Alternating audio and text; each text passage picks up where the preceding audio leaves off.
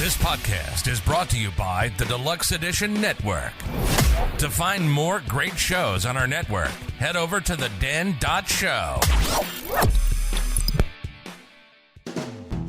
Hold on, stop. Welcome back to the Shit Show 2.0. Okay, Boomer. Damn millennials. Wow. Did not know that. Even flirters who are obviously mentally ill. You want to be my wife? Oh, this is gonna go downhill real quick.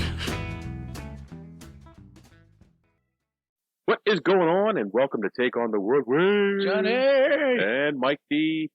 Lexi is again working. It's a sad, sad, sad time for the show. Well, gotta get it in. Gotta get it in. Especially around the holidays. I might try to get one in with her during the week. Oh. Do something true crime with her. I think she would have enjoyed this one. So we just got past Thanksgiving. Man, I can barely hear you, bro. I just think it's you. How's that? Uh, Is that better? Not really. Better? Well, we're showing up on the gimmick, so. Yeah, it's just like you're not amplified. Maybe it's just been a while since I've done this. Maybe. Fuck it. Whatever. So we just got past Thanksgiving. My nephew and his new wife are up for Thanksgiving, which is awesome. We went down last week for their wedding. And, so we were off last week, back this week, doing our thing. What's going on? What happened in the last week? Where should I start? I got two stories. Okay. I'll start with the one I just finished. So, driving down the road, and I was going down the road, saw this, what appeared to be a woman's wallet laying on the side of the road. So I literally just like freaking veered off into the side of the road, and I told my daughter to get out and pick it up. She's like, Dad, we're not going, it's cold. I said, we better hurry up. And Make it quick then. yeah. So she reluctantly ran out there, picked up this wallet, and then there was a couple stores. And I knocked on the front doors, and they were all closed. So I don't know where this lady is, so I opened the wallet. I looked at the address, and it was about, I think it's 6 minutes from where I was. So I punched in the address, drove up to the house, knocked on the door, and a guy answered, and he was like a little, like, who knocks on your door these days? You know? Yeah. And so I told him, I said, listen, I found this wallet on the side of the road. I opened it up, had this address in it. I said, I assume it's your wife? No. Never known these days. But he's like, oh my God. He's like, she's going to be so happy. Oh my God. He's like, can I give you something? I'm like, I don't need anything. And then he asked me like 4 or 5 times, like, can I at least get your phone number? She's going to want to call you and at least say thank you. All right, I'm okay with that. And so she had texted me this morning. And you being a slow texter, just got back to her. I just got back to her because I'm a working man. Slow texter. And anyways, I just said, I don't need anything. She wanted to send money or whatever. Will you quit? That's better. When it's the one on the way in the right's all the way up, that's better. I know, because it's the headphone volume. Yeah, they muted me. So you just couldn't hear yourself. We didn't mute you. I can mute you by doing this.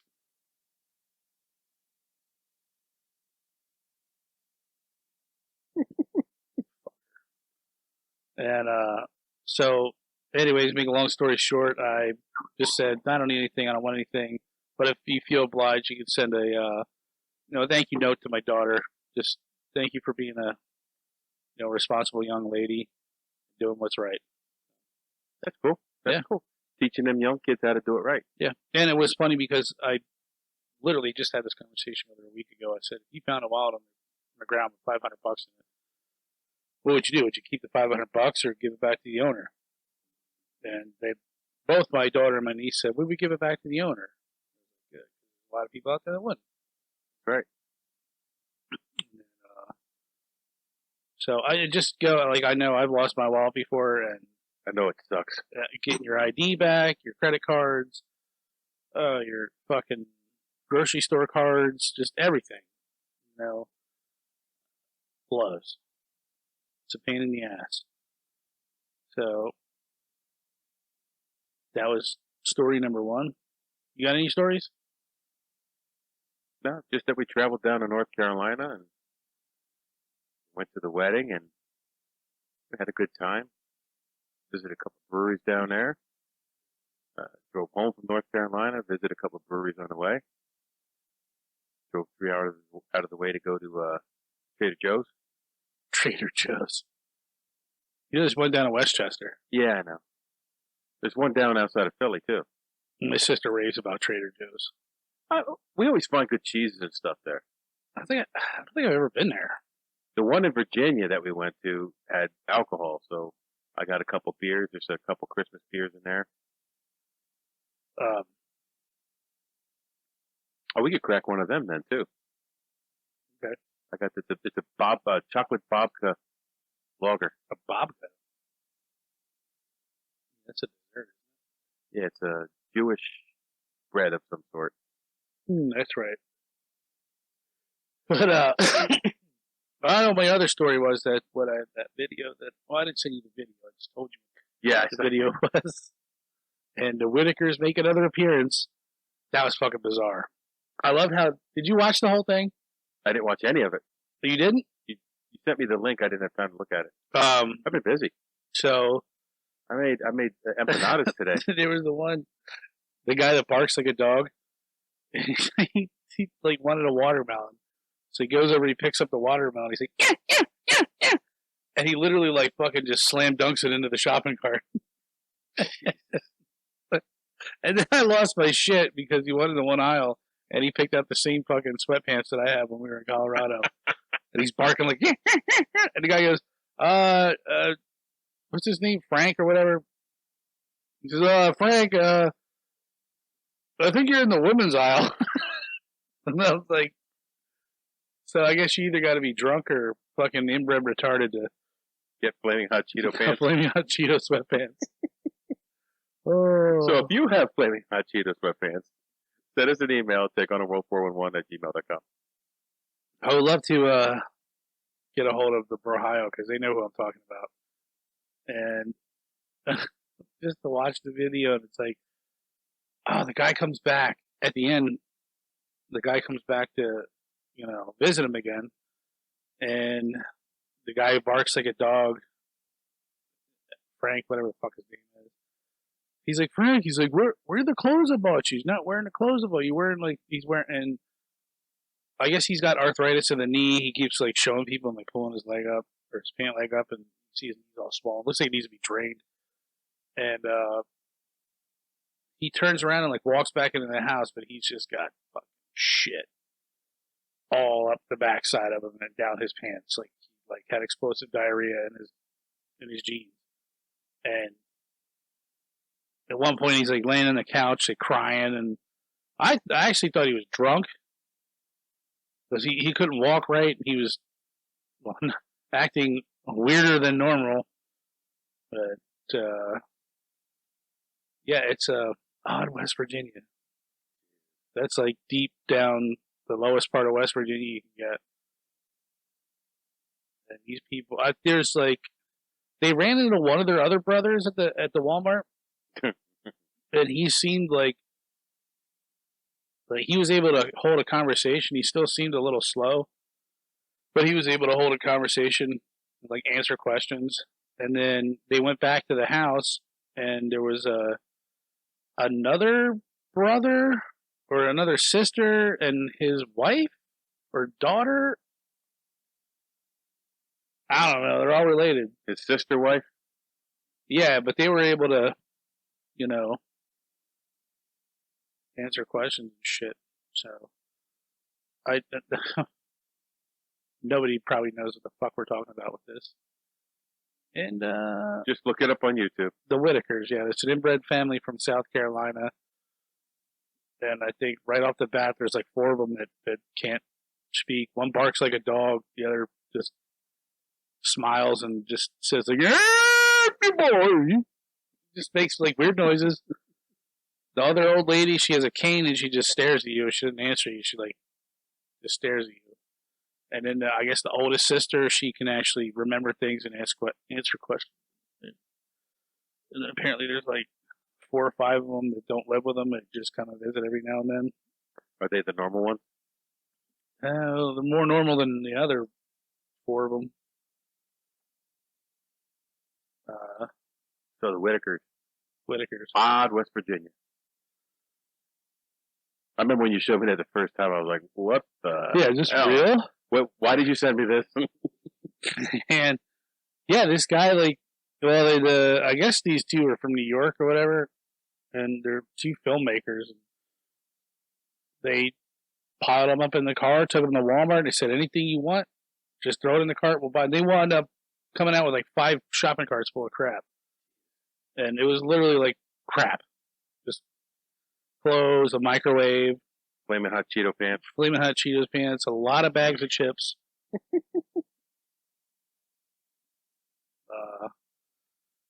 Yeah, how the fuck did they make it?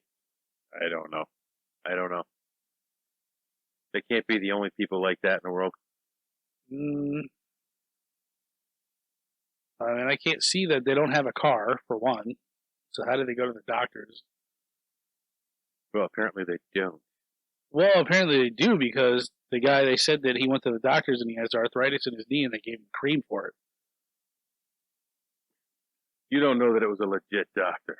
Well, yeah, true. True. You don't know that. It was West Virginia. Deep down south, West Virginia. Yeah, today I learned how to make Panamanian empanadas, which was cool. Made them from scratch. They were delish. They were delicious. So, this topic you came up with. I didn't come up with it. Oh, no, you came up with it. And, so you should be well versed on it. Well studied. No. I just hear shit and irritate it. This is, that like, I had kind of heard of this, but not like in depth until I started really researching it. I'm like, what the heck? Aha, I got you. I'm like, this guy, I don't know, messed up.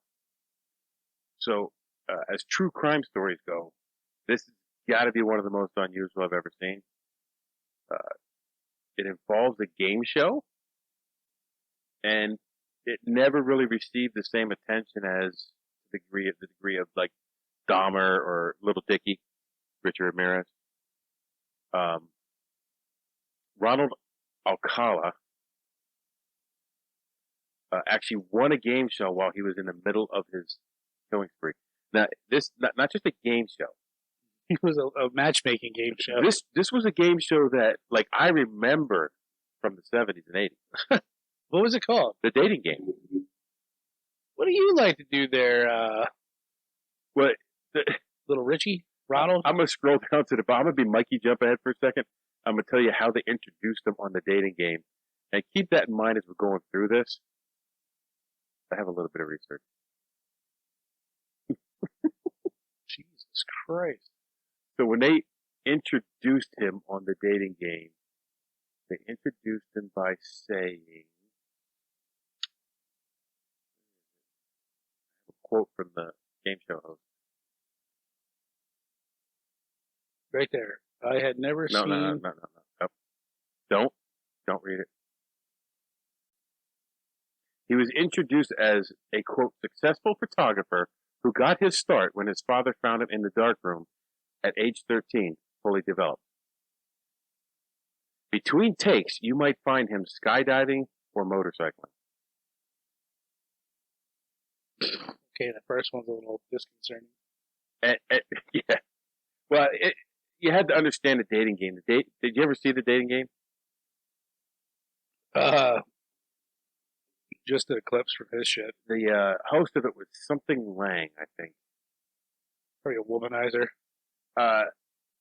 He didn't seem like it, but So it's a big dick reference. I get that.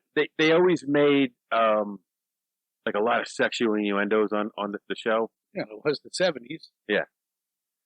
And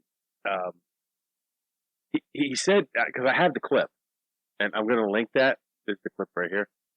I'm going to link it in the description of his appearance on a dating game. And like the host, like, yeah, he's a friend. I really like this guy. So, Ronald Alcala was born Rodrigo Yaquez Alcala. Don't know how to pronounce the last name. He was born August 23rd, 1943 in San Antonio, Texas. His parents, Raul and Ana Gutierrez, moved to Mexico in 1951. But he, his mother, and two sisters were abandoned by the father in 1954. So here we go again, theme that has reoccurred in a lot of the true crime stuff we've done. Abandonment. It doesn't really say he got picked on or anything, that he was sickly. Those are the two things that always come up. His mother moved them to suburban Los Angeles that same year. So 1954, moved to Los Angeles. He joined the Army in 1961. Another military thing.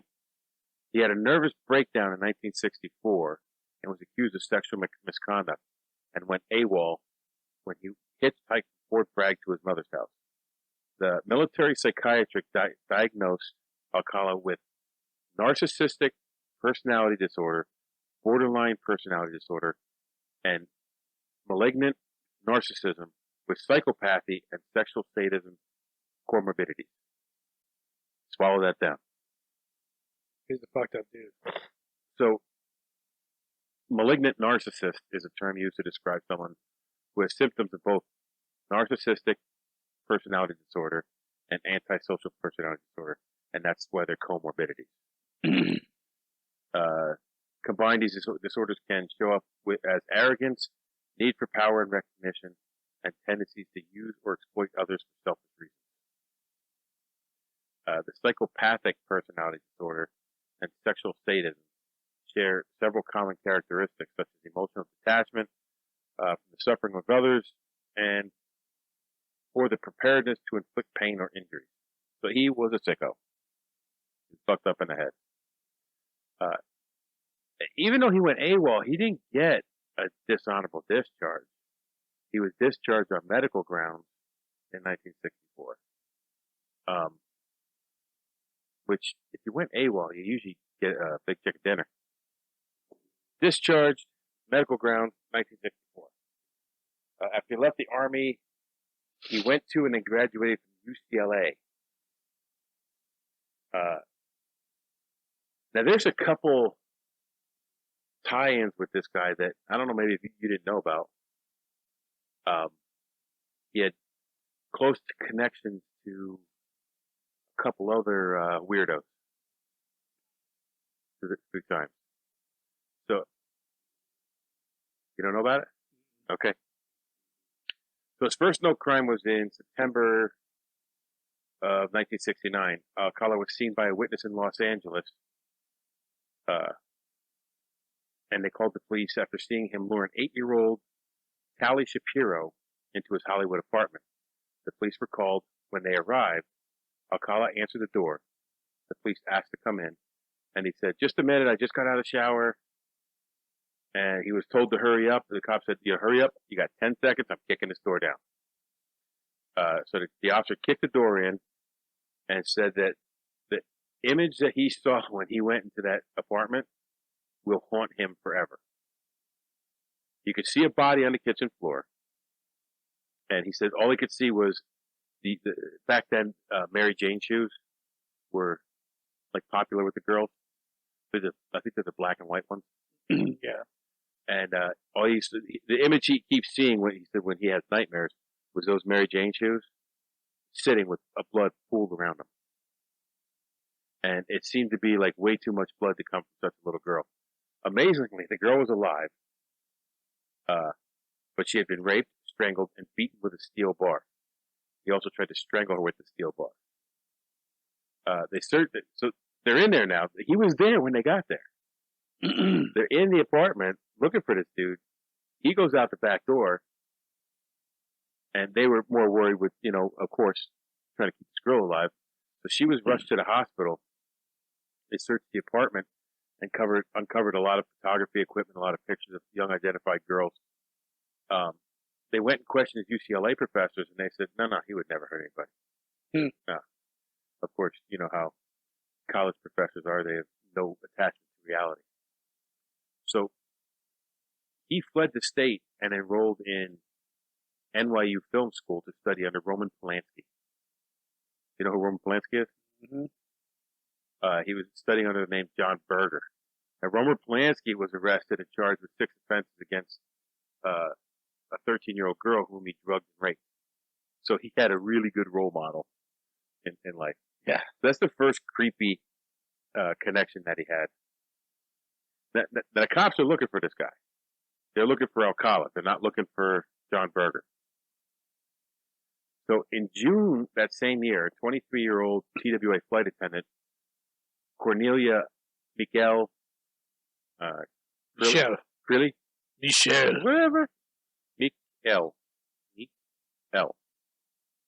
Michelle was found raped and strangled in her Manhattan apartment. Her murder remained unsolved until 2011. Oh, shit. Yeah. When John Berger, a.k.a. Rodney Alcala, was identified as the murderer. She was stripped naked, strangled with a nylon stocking. It was said she was strangled to the point of near death and then brought back several times.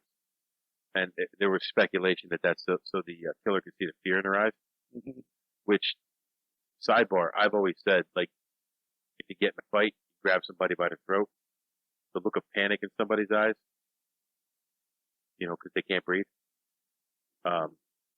There was a bite mark found on her breast, and without the forensic tools that they had today, it remained cold for 40 years. And he was not a suspect until 2011.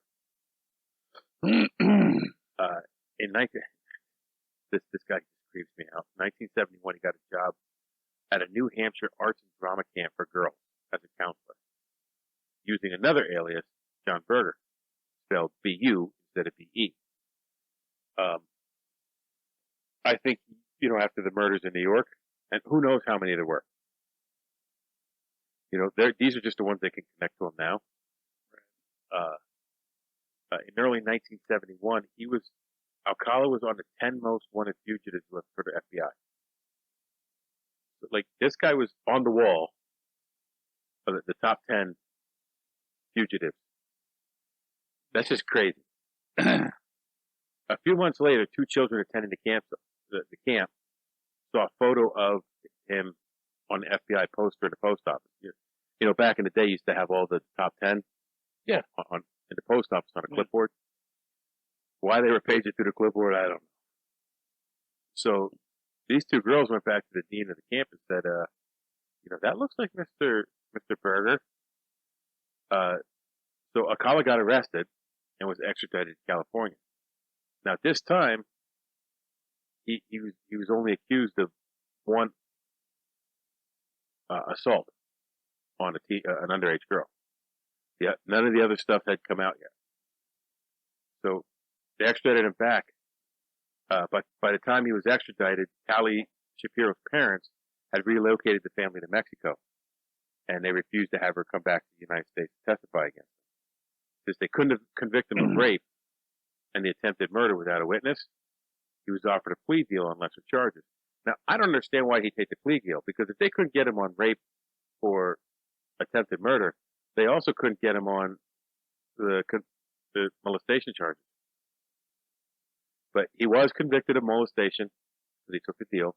The judge sentenced him to 1 year to life and registered as a sex offender. So this guy's a sicko. I already want to kill him. 1 year to life? 1 year to life. That's not an unusual sentence for a sex crime against a minor. I think it's an unjust sentence. But we've had guys in our jail that were sentenced to 1 to 99 years. So they have to walk off a very long tail, so if they ever mess up again, they go back to jail. And, how hard it is to walk off a tail. So, He was paroled in 1974. He only served 17 months. Only 2 months after his release, he was rearrested for assaulting a 13-year-old girl, only identified as Julie J. in court documents. She's a minor, so she's not identified. Julie had accepted what she thought was going to be a ride to school, and it turned out to be a lot worse than that for her. Alcala was again convicted and paroled after serving 2 more years. After his second release in 1977, his parole officer said, you know, even though you're a flight risk and a repeat offender, I'm going to let you travel to New York. So in New York, oh my God, dude. Look at these connections. How about you read this part? It is now believed by NYPD cold case investigators now believe a week after arriving in Manhattan, Alcala killed Ellen Jane Hoover. She was a 23-year-old daughter of the owner of the popular Hollywood nightclub Kairos and the goddaughter of Dean Martin and Sammy Davis Jr. She disappeared in July of 77. Her remains were found buried on the ground of the Rockefeller estate in Westchester County. There was a lot more information for this, but like I already got like 11 pages here. If I had gone farther into this one, it could have been its own episode. But this is its own episode. No, just that murder. Oh. So, No. Again, this was not connected to him till a long time later. So in 78, he briefly worked as a typesetter for the LA Times. And Oh, so now he's back in LA. yeah, look at this. Fucking weird. Look at this. Whoa. Easy with the highlight in here. You screw me up. He was interviewed by the Hillside Strangler Task Force as part of their investigation of known sex offenders. Although he was one of these guys, so they're interviewing the guy who was actually doing the crimes. Now, what do you think he would do next? Well, he was actually, for a brief period of time, a suspect in the Hillside Strangler case. Like, I didn't realize that connection either. He was ruled out as a suspect, but as a result of his interaction with the police now, he was arrested for marijuana possession and did a brief sentence for the marijuana possession. It's Christ. I know people go away for longer than that for way less. So during this period of time, he tried to put himself out to people as a professional photographer, and he would just walk up to young men, like boys, and young women, and say, "Hey, I'm a professional photographer. I'd like to take pictures for my portfolio." And he would just approach people in a real creepy manner. But it was the 70s, and people were like, "Oh, okay, whatever, dude. I'm high." So he convinced hundreds of young men and women to allow him to take their picture. A Times coworker later recalled that Alcala shared these photos with workmates, and I thought it was weird. But I was young. I didn't know anything. When I asked why he took the photos, he said their moms asked him to. And I remember a lot of the girls were naked.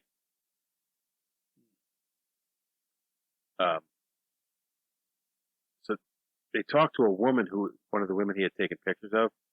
He said he was a professional. So in my mind, I was being a model for him. A woman who Alcala photographed in 1979. The portfolio also included a spread after spread of naked teenage boys, she said. Most of the photos were sexually explicit. Most of them still remain unidentified. Police fear that some of the subjects may be additional cold case victims. In 1979, according to later trial testimony, Alcala knocked unconscious, raped a 15-year-old Monique Hoyt while she was posing for pictures. So he was around taking these pictures, and at least one of them he assaulted, and probably ended up doing more to her. But I have a link that I'm going to add on here. There's 100 pictures of people who are still unidentified from his photos. And none of them are explicit. But I'm going to link that to this in case anybody out there in our vast audience knows anybody needs pictures. There's a way to contact the authorities and help identify the people in the pictures. So in 78, this is when he became a contestant on the dating game. He was introduced as a successful photographer who got his start when his father found him in a dark room at age 13, fully developed.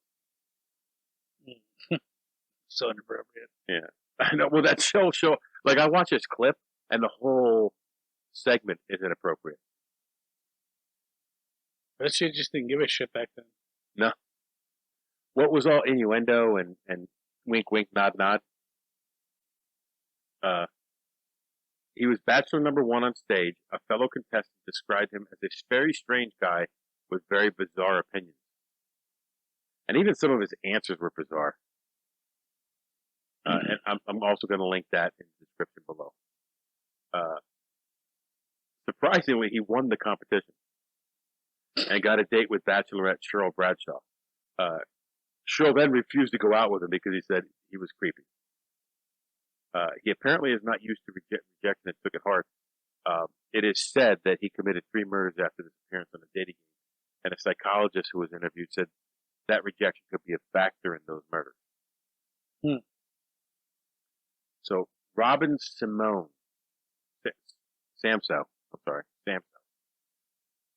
12 years old, disappeared near her home in Huntington Beach, California. I was there. Between her home and her ballet class on June 20th, 1979. Her body was found 12 days later decomposing in the Los Angeles foothills.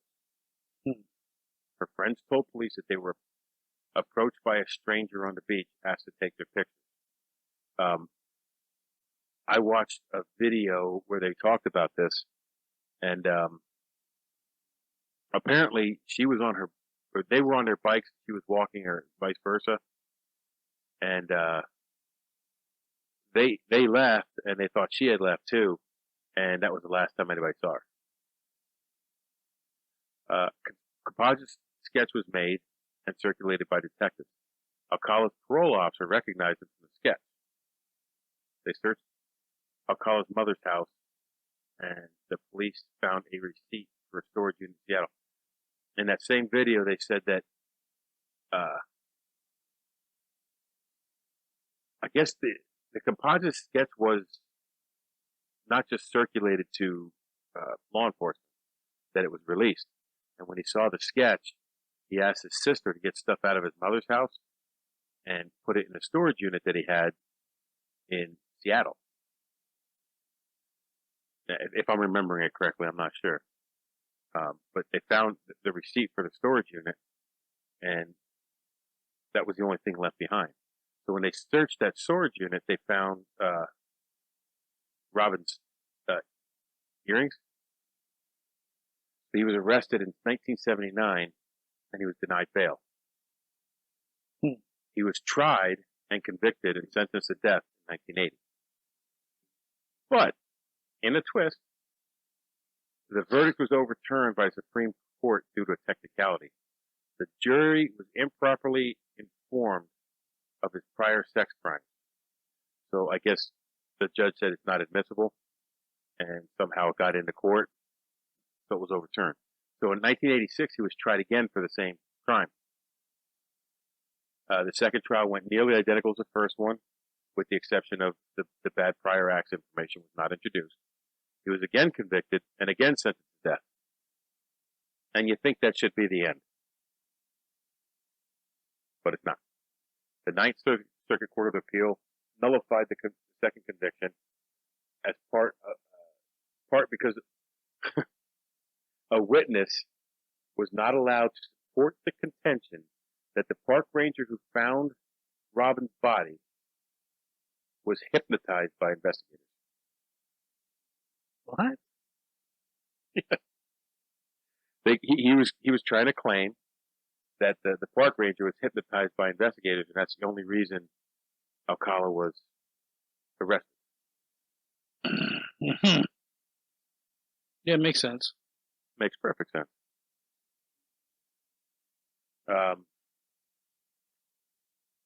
In 2003, they were preparing a third prosecution of the case. Orange County investigators learned that Alcala's DNA, sampled under a new state law, over his objections, matched semen left at a murder-rape scene of two women in Los Angeles. Additional evidence, including another cold case DNA match in 2004, led to Alcala's indictment on 4 additional murders. So the 4 additional are Jill Barcombe, 18 years old, runaway from New York, found rolled up like a ball in Los Angeles ravine in 1977. It was originally thought she was a victim of the Hillside Strangler. Georgia Wickstick, Yeah. 27, found bludgeoned in her apartment in Malibu in 1977. Charlotte Lamb, 31, found raped, strangled, and left in the laundry room of the El Segundo apartment complex in 1978. And Jill, 21, not even trying to butcher that last name, was killed in her Burbank apartment in 1979. All these bodies were found posed carefully chosen positions. I don't know what position it was. I didn't search crime scene photos or anything like that. I just read what they said that they were posed. Oh, a second pair of earrings were found in that same Seattle locker storage unit, which had residue of Charlotte Lamb's DNA on it. So, while he was incarcerated between his second and third trials, Alcala wrote a self-published book entitled "You, the Jury," in which he claimed innocence in the Samso case and suggested a different suspect. So I'm going to sit in jail. I'm going to write a book and say, John did it. Right. He also filed 2 frivolous lawsuits against the California penal system for a slip and fall incident and for refusing to provide him with a low-fat meal. Now, this is back in the day when you got what you were given, and that's it. Yeah. Now, it would be a travesty of justice if someone didn't get a low-fat meal. Right. Non-GMO.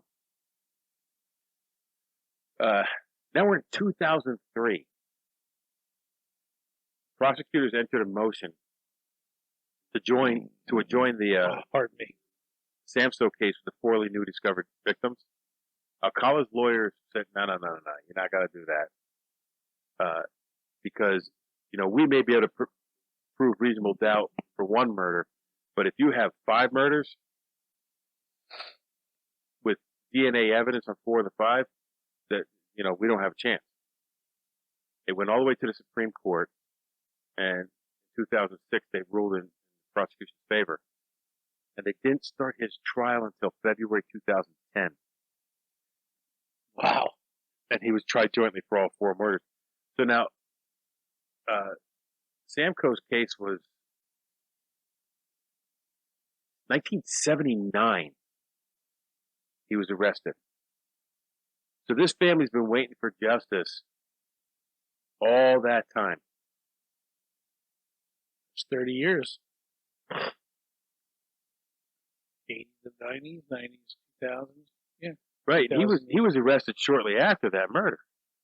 But he's also been in jail this whole time because he was denied bail. He's been in jail since the 70s? Since his arrest in...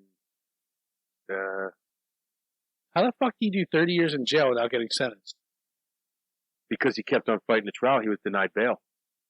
As far as I know, he was denied bail. He never left jail. So he was arrested in 1979, denied bail, and all that time he's been in jail. As far as I could find. If I'm wrong, please correct me. So, for the third trial, he said, I'm going to be my own attorney. And this shit is crazy. Like, for 5 hours, he played the role of an investigator and witness, or interrogator and witness. he would ask himself in questions, addressing himself as Mr. Alcala, and he would use a deeper than normal voice, and then he would answer him in his normal voice. Excuse me, Mike. Where were you on the night of December 4th, 1978? God. I don't remember. And they said when he did answer the questions, he would ramble in a monotone voice, and it just ramble on and on and on. And he also tried to say that he couldn't have done this murder because when it happened, he was applying for a job at Knott's Berry Farm as a photographer. At the time she was kidnapped. What, 9 o'clock at night?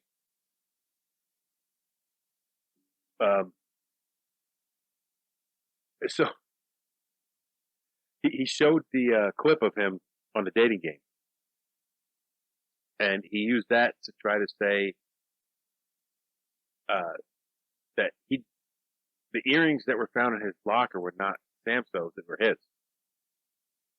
And this Jed Mills, who was an actor who competed against Alcala on the show, told a reporter that at the time earrings were not socially acceptable on men. I've never seen a man with earrings in his ear. I would have noticed them on him. So he's saying, "No, I never saw him with them on." He's using that for your alibi, and he really didn't attempt to dispute the other 4 murders. Just saying he doesn't remember murdering anybody. So as part of his closing argument, he played a song. You ever hear the song Alice's Restaurant? You can get anything you want at Alice's Restaurant. Maybe. It's a very 70-ish. But according to this, the protagonist in the song is telling a psychiatrist that he wants to kill. And that's what he played for his closing argument. Like, the dude is out of his mind. After less than 2 days of deliberation, they returned a guilty verdict on all 5 counts of first-degree murder. In the penalty phase, they brought a surprise witness to the trial for the penalty phase. It was Tally Shapiro, which was his first victim. Richard Rappaport was a psychiatrist paid by Alcala, and the only defense witness to testify that borderline personality disorder could explain why Alcala had no memory of the murder. The prosecutor argued that Alcala was a sexual predator who knew what he was doing and just didn't care. In March 2010, he was sentenced to death for the 3rd time. March 10th, 2010, Huntington Beach, California, New York Police Department released 120 of Alcala's photographs and sought the public's help in identifying in hopes that determining if any of the women and children photographed were additional victims. Approximately 900 photos could not be made public because they were too sexually explicit. In the first few weeks, it reported that approximately 21 women had come forward to identify themselves, and at least 6 families said they had believed to recognize loved ones who had disappeared years ago and never found. Now, I was watching this video, and apparently one of the women was identified. She was riding a motorcycle, and it was something with her little toe. There was something about her little toe that someone recognized because of her pinky toe. And apparently it was an open case, and I don't remember. They don't mention it here, but on that video they did, and I didn't go back and watch the video again because I started researching this a couple weeks ago when you first gave me the name. As of July 2021, 110 of the original photos remain posted online. Police continue to solicit the public's help for further identification. So that's the link for it. I'm going to link that in the description. These were other convictions that he had. New York State, after his 2010 convictions, New York authorities announced they would no longer pursue Alcala because his status as a convict waiting execution. Nevertheless, in 2011, a Manhattan grand jury indicted him for murders of Cornelia Crilly, the TWA flight attendant, Ellen Hoover, the nightclub heiress, in 1971 and 77, respectively. In 2012, he was extradited to New York, where he initially entered a not guilty plea on both counts. December 12th, he changed both pleas to guilty, saying he desired to return to California to pursue appeals of his death penalty conviction.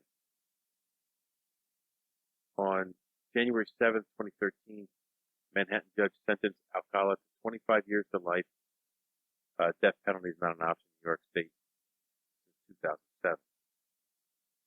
Washington State. 2010, Seattle police named Alcala as a person of interest in the unsolved murders of Antoinette Whitaker, 13, in July 1977, Joyce Gaunt, 17, in February 1978. Alcala rented that storage locker up there. It was later found a jewelry belonging to both California victims in 1979. Other cold cases were reportedly targeted investigations in California, New York, New Hampshire, Arizona. San Francisco. That's your city. Mm-hmm. That's your town, bro. In March 2011, investigators in Marin County, California, north of San Francisco, announced that they were confident that Alcala was responsible for the 1977 murder of 19-year-old Pamela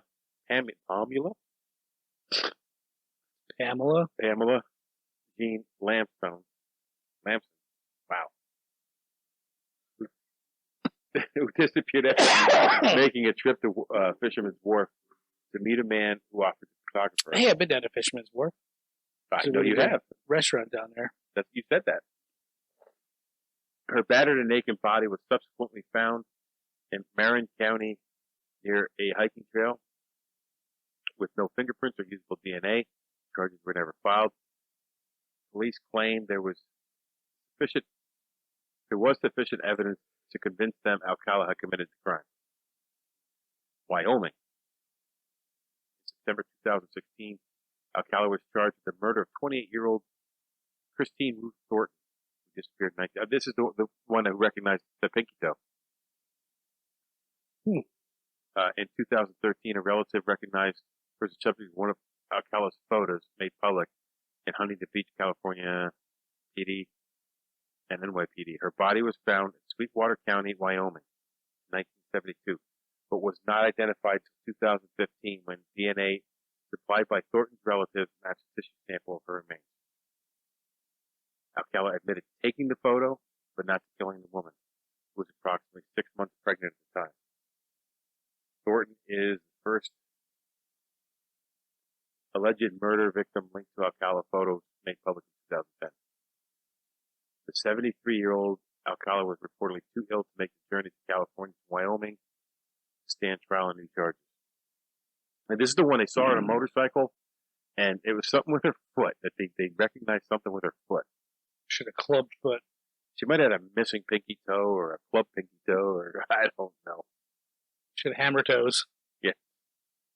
So, Alcala died of an unspecified natural causes in Concord, California on July 24th, 2021.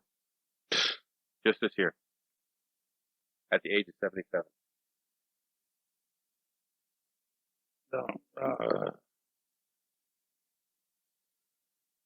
What a piece of crap. The weird thing is his very first victim here, what was her name? Callie Shapiro, ended up being the final witness against him in trial. Yeah, that's crazy. Small world. And I saw, when I was watching the stuff, they interviewed her, And it's just crazy. This dude is a certified piece of shit. Well, he's dead now. So, wait. Rodney James Alcala is one of the most prolific serial killers of all time. After his arrest, detectives searched the Seattle storage locker and discovered a cache of photos, more than 1,000 photographs of women and teenage boys in sexually suggestive poses. In March 2010, after he was sentenced to death for the third time, Huntington Beach police released more than 100 photos, and that's the link I'll have on here. 100 out of 1,000. Well, the other one, they said they were just too explicit, but they can't put them out. Yeah, I get it that. would be pornography. I'm just saying, it's like 100 out of 1,000. Maybe there's 1,000 more victims. It could be. The woman and one girl who had been convicted of killing in California are Jill Barcombe, 18, who was sexually assaulted, bludgeoned, and strangled before she was dumped in the Hollywood Hills. And Georgia Wixted, 27, who was sexually assaulted, strangled, and beaten in her Malibu home. Charlotte Lamb, 32, Elsa Gundo Laundry Room, Jill, I am not butchering that last name, Parento. That might be it. 21, strangled to death in a Burbank apartment. And Robin Simso, 12 years old, who disappeared in Huntington Beach Pier in 79. After sentencing, Orange County District Attorney Tony Rakarakis declared. Caucus? Is that what it is? There's no other extra R in there. Rakakis declared Rodney Alcala is the poster child for the death penalty. It is believed he may have as many as 130 victims.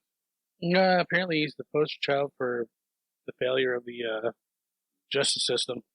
Well, you go right back to the very first one, and, I'm not going to second guess the officer who came in the building because he was worried about the child that was laying on the floor that he found was alive.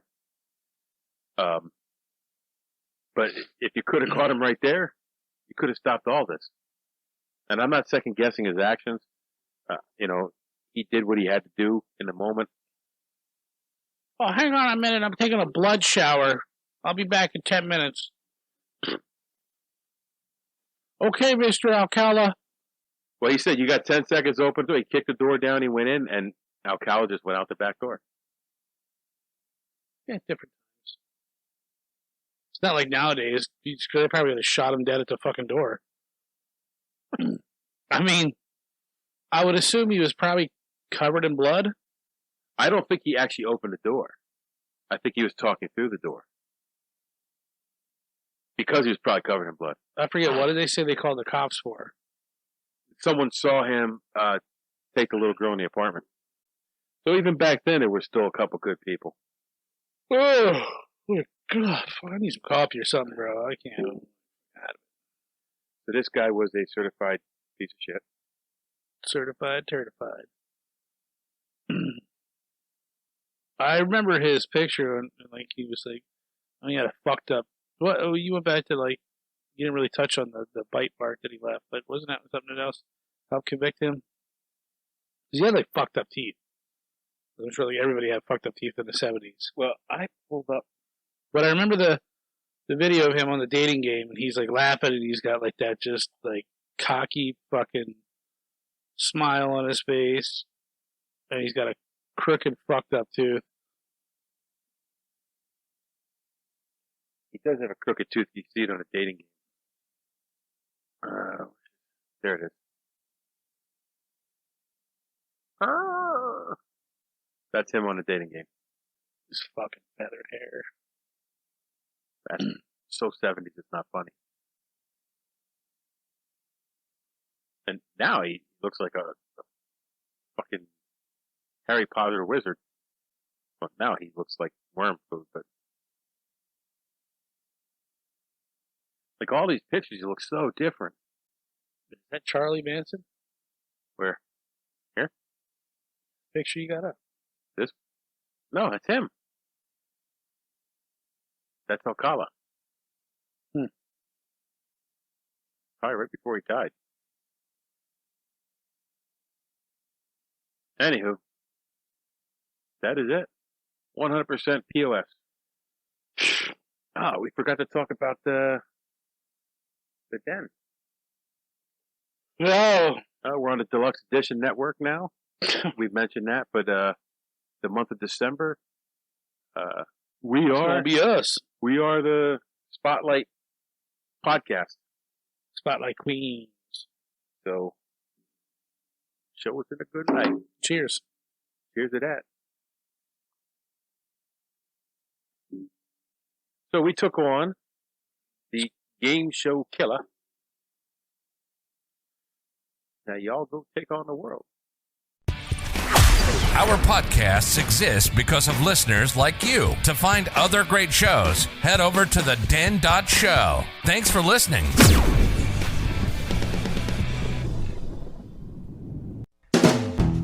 Hold on, stop.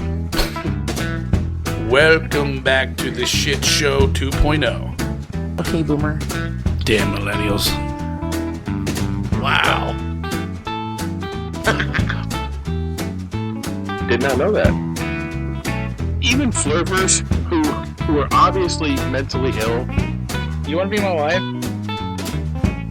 Oh, this is gonna go downhill real quick.